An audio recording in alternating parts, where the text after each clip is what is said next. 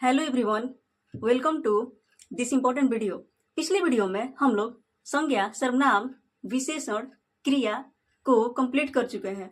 आज इस वीडियो में हम लोग क्रिया विशेषण को कंप्लीट करने वाले हैं, तो शुरू से लेकर लास्ट तक बने रहिएगा। तो आइए शुरू करते हैं। क्रिया विशेषण, क्रिया की विशेषता बताने वाले शब्द को क्रिया विशेषण कहते हैं, जैसे धीरे धीरे, तेजी से इत्यादि। क्रिया विशेषण के भेद, पहला होता है रीतिवाचक क्रिया विशेषण, दूसरा होता है कालवाचक क्रिया विशेषण, तीसरा होता है स्थानवाचक क्रिया विशेषण और चौथा है परिमाणवाचक क्रिया विशेषण। तो पहला को सबसे पहले हम लोग पढ़ेंगे। तो पहला है रीतिवाचक क्रिया विशेषण। जिस क्रिया विशेषण में रीति या तरीका का बोध हो उसे रीतिवाचक क्रिया विशेषण कहते हैं, जैसे धीरे धीरे, तेजी से इत्यादि। इस वाचक क्रिया विशेषण को हम लोग विस्तृत रूप से समझने के लिए एक वाक्य का प्रयोग करेंगे, जैसे राम धीरे धीरे पढ़ता है। तो यहाँ पर धीरे धीरे जो है वो तरीका का बोध करा रहा है, इसलिए धीरे धीरे जो है वो रीतिवाचक क्रिया विशेषण हो जाएगा। अगला है कालवाचक क्रिया विशेषण।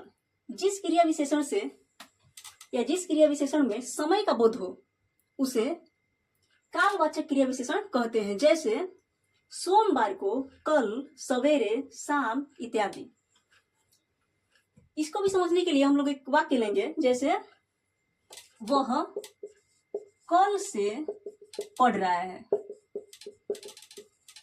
तो यहाँ पर वह पढ़ रहा है, लेकिन कब से पढ़ रहा है, कब से यानी कि वह समय का बोध हो रहा है, तो कल से पढ़ रहा है। तो यहाँ जो कल है वो समय यानी काल का बोध करा रहा है, तो यह कालवाचक क्रिया विशेषण हो जाएगा। अगला है स्थानवाचक क्रिया विशेषण। जिस क्रिया विशेषण में स्थान का बोध हो उसे स्थानवाचक क्रिया विशेषण कहते हैं, जैसे बाहर, ऊपर, नीचे इत्यादि। इसको भी समझने के लिए हम लोग एक वाक्य लेंगे, जैसे राम या श्याम घर के बाहर बैठा है। तो श्याम कहाँ बैठा है, कहाँ बैठा है यानी कि कहाँ, यानी स्थान का बोध हो रहा है।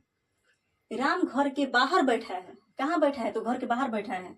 कहाँ बैठा है, तो बाहर बैठा है। तो यहाँ पर जो बाहर है वो बाहर जो है वो स्थान का बोध करा रहा है, इसलिए बाहर जो है स्थानवाचक क्रिया विशेषण हो जाएगा। अगला विशेषण है क्रिया विशेषण है परिमाणवाचक क्रिया विशेषण। जिस क्रिया विशेषण में मात्रा यानी क्वांटिटी यानी परिमाण का बोध हो उसे परिमाणवाचक क्रिया विशेषण कहते हैं, जैसे ज्यादा, कम, थोड़ा इत्यादि। इसको भी समझने के लिए हम लोग एक वाक्य लेंगे, जैसे थोड़ा पानी चाहिए, थोड़ा पानी चाहिए। तो यहाँ पर कितना पानी चाहिए, तो थोड़ा पानी चाहिए। तो परिमाण का बोध हो रहा है कि कितना, तो थोड़ा।